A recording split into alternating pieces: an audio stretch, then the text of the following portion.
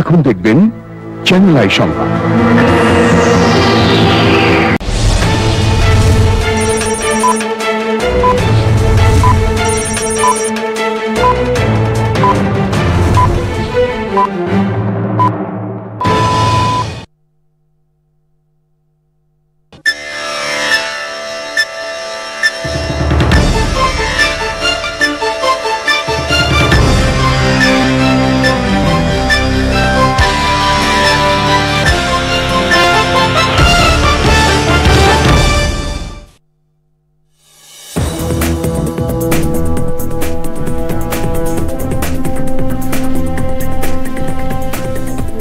আসসালামু আলাইকুম, channel I সংবাদে আপনাদের সবাইকে আমন্ত্রণ জানাচ্ছি আমি আল আভি জাহান।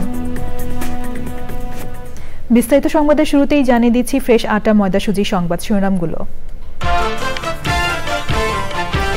শিক্ষার্থীদের সংগঠন গণতান্ত্রিক ছাত্র সংসদের আহ্বায়ক আবু বাকের, সদস্য সচিব জাহিদ আত্মপ্রকাশের দিনই পদবঞ্চিতদের বিক্ষোভ হাতাহাতি। জাতীয় নাগরিক কমিটি ও বৈষম্য বিরোধী ছাত্র আন্দোলনের রাজনৈতিক দলের আত্মপ্রকাশ আগামীকাল, স্বচ্ছতা জবাবদিহির ভিত্তিতে কাজ করার তাগিদ জনগণের। তথ্য ও সম্প্রচার মন্ত্রণালয়ের নতুন দায়িত্বে উপদেষ্টা মাহফুজ আলম, প্রধান উপদেষ্টার অধীনে ডাক, টেলিযোগাযোগ ও তথ্য প্রযুক্তি মন্ত্রণালয়। পরিবর্তিত রাজনৈতিক প্রেক্ষাপটে আজ বিএনপির জাতীয় নির্বাহী কমিটির বর্ধিত সভা, নির্ধারণ হবে আগামী দিনের কর্মসূচি।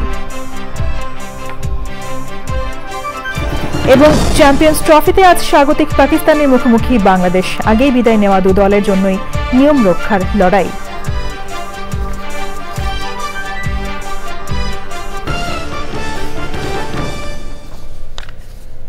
সংবাদ শিরোনামগুলো জানাচ্ছিলাম। এখনকার এই সংবাদ আয়োজন একই সঙ্গে চ্যানেল আই এর ইউটিউব চ্যানেলে এবং চ্যানেল আই এর ওটিটি প্ল্যাটফর্ম আই স্ক্রিনে লাইভ স্ট্রিম হচ্ছে।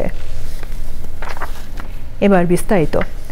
জুলাই অভ্যুত্থানের শক্তি থেকে আত্মপ্রকাশ করল নতুন ছাত্র সংগঠন বাংলাদেশ গণতান্ত্রিক ছাত্র সংসদ।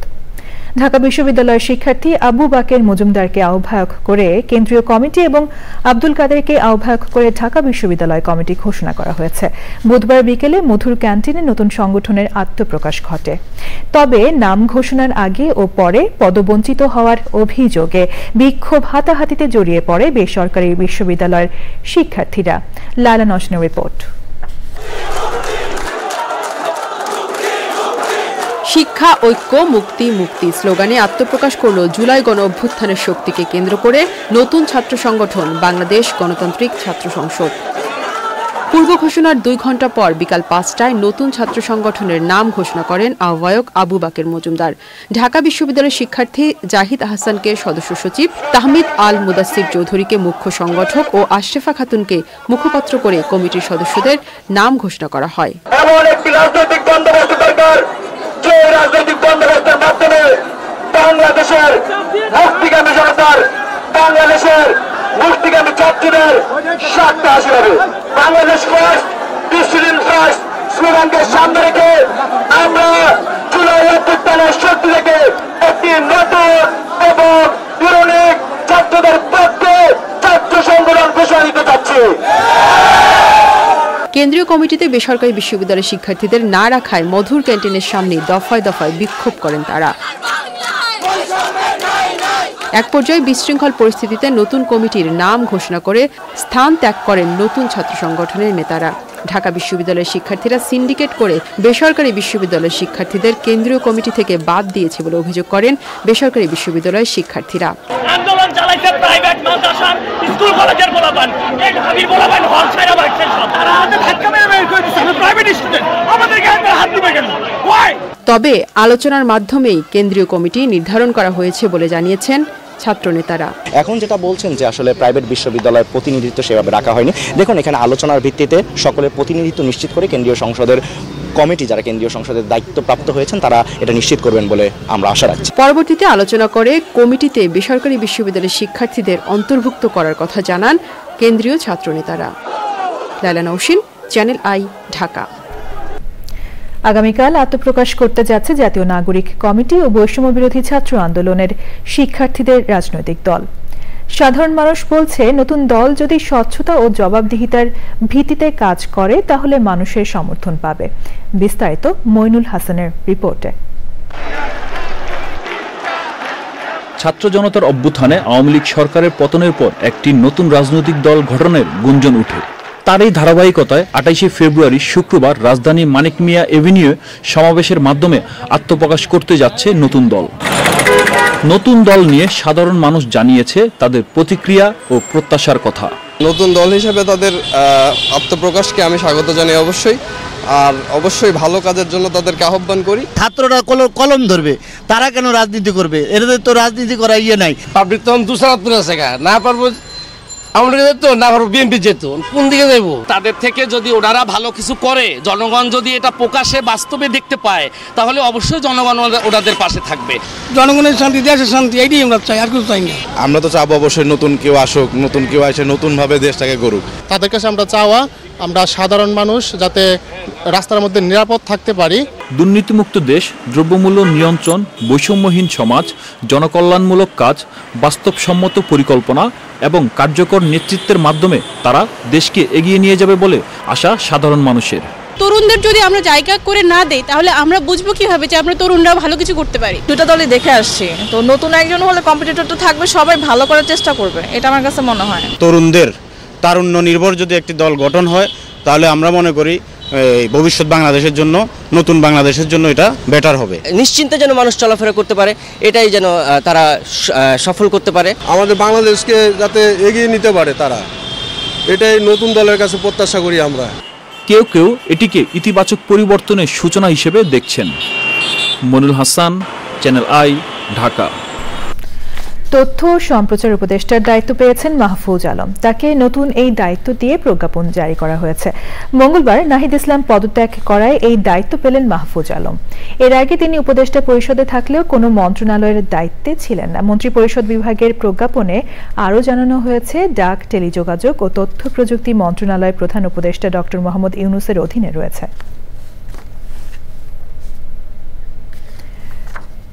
দেশের পরিবর্তিত রাজনৈতিক প্রেক্ষাপট এবং আন্দোলন সংগ্রামে আগামী দিনের কর্মসূচি নির্ধারণে আজ জাতীয় নির্বাহী কমিটির বর্ধিত সভার আয়োজন করেছে বিএনপি। এতে ভার্চুয়ালি সভাপতিত্ব করবেন বিএনপির ভারপ্রাপ্ত চেয়ারম্যান তারেক রহমান। স্বাগত বক্তব্য রাখবেন বিএনপির মহাসচিব মির্জা ফখরুল ইসলাম আলমগীর। ইতোমধ্যে জাতীয় সংসদ ভবনের এলডি হল ও মাঠ প্রাঙ্গণে সব ধরনের প্রস্তুতি গ্রহণ করা হয়েছে। আক্তার হোসেনের রিপোর্ট। দীর্ঘ 7 বছর পর জাতীয় ও তৃণমূল পর্যায়ের গুরুত্বপূর্ণ পদধারী ও নির্বাহী কমিটির নেতাদের নিয়ে এক সামিয়ানার নিচে বসছে বিএনপি।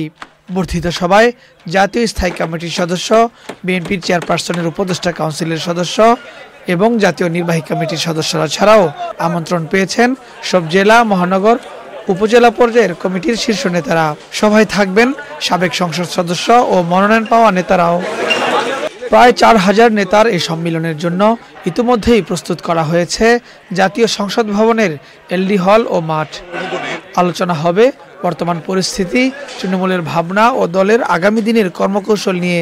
যেমনিভাবে বিগত সময় আন্দোলন সংগ্রামের সময় তৃণমূলের নেতাকর্মীদের সাথে পরামর্শ করে উনি সমস্ত কর্মসূচি প্রণয়ন করেছেন। মানবিক রাষ্ট্র হিসেবে যে বিনির্মাণের যে চিন্তা চেতনা আমাদের দলের, সেটাকে জনগণের তৃণমূল থেকে পরামর্শ নিয়ে দলের কেন্দ্রীয় পর্যায়ের পরামর্শগুলোকে সংযুক্ত করে আগামী দিনের জন্য দলকে প্রস্তুত করা আমাদেরকে জাতির জন্য এবং আমাদের জন্য একটা গুরুত্বপূর্ণ একটা দিক নির্দেশনা আসবে। প্রত্যন্ত অঞ্চল থেকে যারা আসবেন তারা ধরেন তারেক রহমানকে যে বার্তাগুলো দিবেন সে শুনবেন, এবং তার উপরেই আমি আশা করছি তারেক রহমান এমন কোনো ডিসিশন দিবেন যে ইনশাল্লাহ ম্যাজিকের মতো আমাদের দল ইনশাল্লাহ আগামী দিনে নেতৃত্ব স্থাপন করবেন। চলমান পরিস্থিতি, সংসদ নির্বাচন, দলীয় শৃঙ্খলা রক্ষা সহ দলের হাইকমান্ডের পক্ষ থেকে দেওয়া হবে গুরুত্বপূর্ণ বার্তা। এবার যে অবস্থানে আমরা আসছি, আমরা মনে করি আর যাতে ভুল পথে বাংলাদেশ পা না বাড়ায়, বাংলাদেশকে যাতে সঠিক রাস্তায়, এবং সেখানে সবার প্রয়োজন রয়েছে। নির্দেশনা তৃণমূলের বক্তব্য পালস অনুযায়ী আমাদের নেতাকর্মীরা একটা ভালো নির্দেশনা দেবেন, যা আগামীতে দেশের জন্য মঙ্গলজনক একটি অবস্থা সৃষ্টি হবে ইনশাল্লাহ। সর্বশেষ 2018 সালের 3রা ফেব্রুয়ারি রাজধানীর হোটেল লা মেরিডিয়ানে দলের বর্ধিত সভা করেছিলেন BNP chairperson Begum Khaleda Zia. Akhtar Hossain, channel I, Dhaka. বর্ধিত সভার সামগ্রিক প্রস্তুতিতে দেখতে বুধবার রাতে সভাস্থল পরিদর্শন করেছেন বিএনপির মহাসচিব মির্জা ফখরুল ইসলাম আলমগীর ও দায়িত্বপ্রাপ্ত নেতারা। আগামী ত্রয়োদশ জাতীয় সংসদ নির্বাচনকে সামনে রেখে নির্বাচনী প্রস্তুতি সহ দলের পরিকল্পনা এই সভায় সর্বাধিক গুরুত্ব পাবে বলে এর আগে সর্বশেষ 2018 সালে দলের বর্ধিত সভা ডেকেছিলেন বিএনপির চেয়ারপারসন খালেদা জিয়া।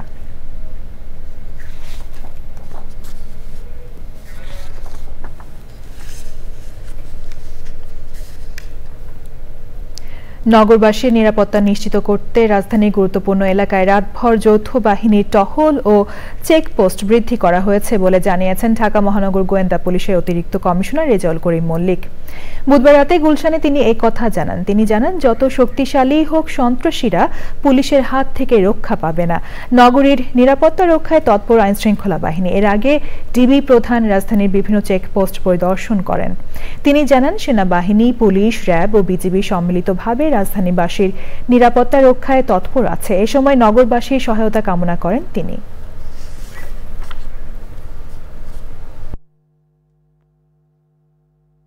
আমরা স্বাভাবিকভাবে মানুষ যেন জীবনযাত্রা তাদের অব্যাহত রাখতে পারে সেই দিকে আমরা বিশেষভাবে খেয়াল রাখছি। আমরা যৌথভাবে শান্তি শৃঙ্খলা রক্ষার জন্য যা যা করণীয় আমরা সব করে যাচ্ছি। সন্ত্রাসী যেই হোক, সে যদি যত রকম শক্তিশালী হোক, আইনের হাত থেকে সে কোনোভাবেই রক্ষা পাবে না। বাসাবাড়ি বা অফিসের শোভা বর্ধনের জন্য দেশে অ্যাকুরিয়ামের পাশাপাশি টেরেরিয়ামও পরিচিত হয়ে উঠছে। কাঁচের আবদ্ধে গড়ে ওঠা বাস্তু সংস্থান বা টেরেরিয়াম কালচারে যুক্ত হচ্ছেন দেশের শৌখিন ও তরুণ উদ্যোক্তারা। এই শিল্পের সঙ্গে দীর্ঘদিন কাজ করছেন ঢাকার মোহাম্মদপুরের শাহরিয়ার মাহমুদ আশফে। বিস্তারিত জানাচ্ছেন শাইখ। দর্শক, এ নিয়ে বিস্তারিত প্রতিবেদন দেখবেন আজ বেলা 3:05 হৃদয় মাটি মানুষের ডাক অনুষ্ঠানে। এবার রয়েছে আইসিসি চ্যাম্পিয়ন্স ট্রফি প্রসঙ্গ।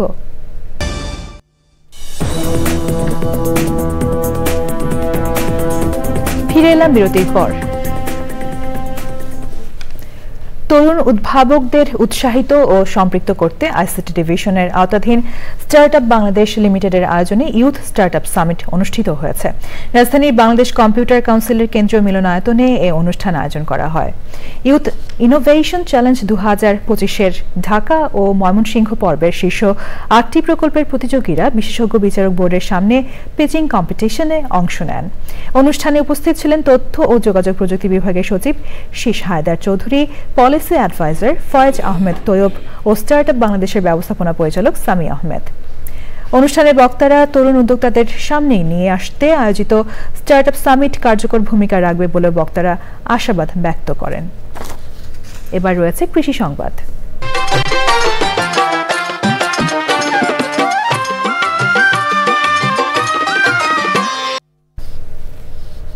কক্সবাজারে বোরো ধান রোপণের ধুম পড়েছে। প্রায় শেষ পর্যায়ে চলে এসেছে বোরো ধান রোপণ। কুয়াশা না থাকায় বীজতলাও ভালো হয়েছিল। ভালো ফলনের আশা কৃষক ও কৃষি বিভাগের। কক্সবাজার থেকে সরোয়ার আজম মানিকের রিপোর্ট। পর্যটনের জেলা কক্সবাজারে আগে খাদ্য উদ্বৃত্ত থাকলেও 15 লাখ রোহিঙ্গার বসতির কারণে বর্তমানে খাদ্য সংকট থাকে। ঘাটতি মেটাতে জেলা জুড়েই বুরু চাষ করছেন কৃষক। কুয়াশা না থাকায় আগেভাগেই বীজতলা তৈরি করছেন তারা। এখন রোপণের প্রায় শেষ পর্যায়ে, তবে কিছু এলাকায় রাবার ড্যামের কারণে পানি দেরিতে পৌঁছায়। তারপরেও ভালো ফলনের আশা কৃষকের। রাবার ড্যামের কিছু কাজকর্ম ছিল, সেই কারণে এবছরে পানি পাইতে একটু দেরি হয়েছে, কিন্তু আমরা দেখতেছি, আশা করি আমরা আল্লাহর রহমতে এই সিজন ঠিক থাকলে আমরা ফলন ভালো পাবো। ইনশাআল্লাহ যদি পানি টানি ঠিকভাবে পালা করে পাওয়া যায় তাহলে ইনশাআল্লাহ আমরা পালা ফলন করে পাইছি বলে আশা করছি। কৃষকদের বিভিন্নভাবে মাঠ পর্যায়ে পরামর্শ দেওয়ার কথা জানিয়েছে কৃষি বিভাগ। গতবারে যেহেতু আমাদের বৃষ্টিতে আমাদের এই আমনের ক্ষতি হয়েছে, এই জন্য প্রতিটা কৃষক তারা সচেতন, তারা বোরোটা চাষ করার জন্য। সেক্ষেত্রে আমরা শুরুতেই তারা কিভাবে বীজতলা করবে সুন্দর করে সেটার ব্যাপারে পরামর্শ দিয়েছি। কক্সবাজার জেলা কৃষি সম্প্রসারণ অধিদপ্তরের হিসেবে এবার বুরুর লক্ষ্যমাত্রা ধরা হয়েছে 56,685 হেক্টর জমিতে। ইতিমধ্যে 52,737 হেক্টর জমিতে রোপণ করা হয়েছে। মৌসুম ভালো থাকলে বাম্পার ফলনের আশা করছেন সংশ্লিষ্টরা। সরোয়ারাজ মানিক, চ্যানেল আই, কক্সবাজার। এবার রয়েছে প্রকৃতি সংবাদ।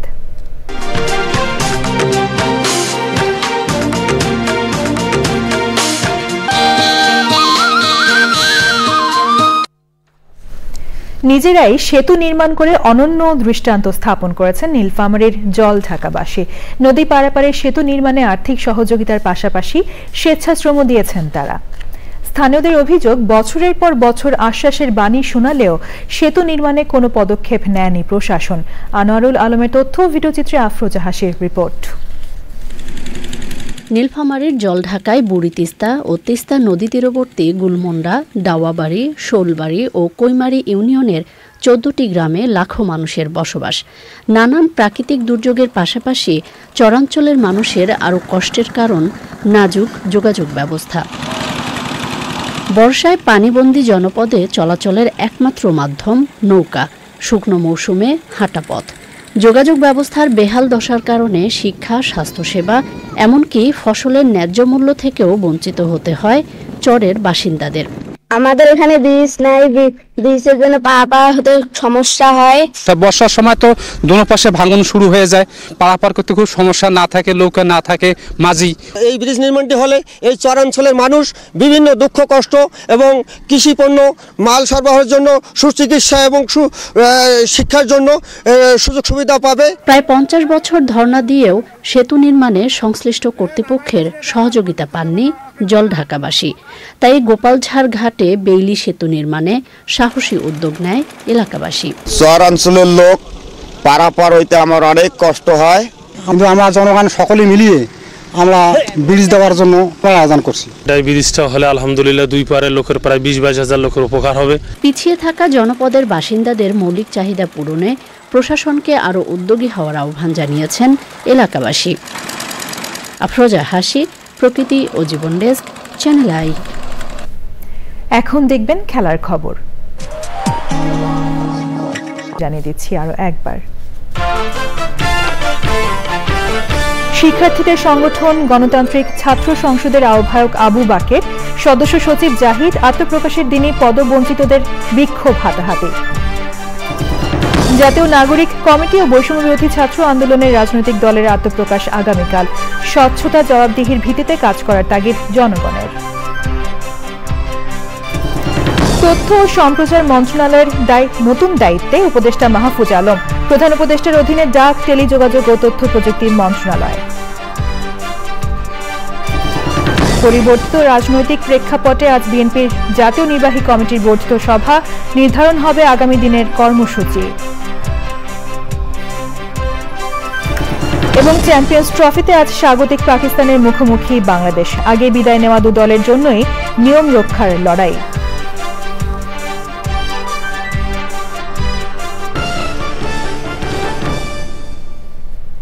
চ্যানেল আই এর সর্বশেষ সংবাদ জানতে ভিজিট করুন channelionline.com এ। যুক্ত থাকুন আমাদের সোশ্যাল মিডিয়া প্ল্যাটফর্মগুলোর সাথে।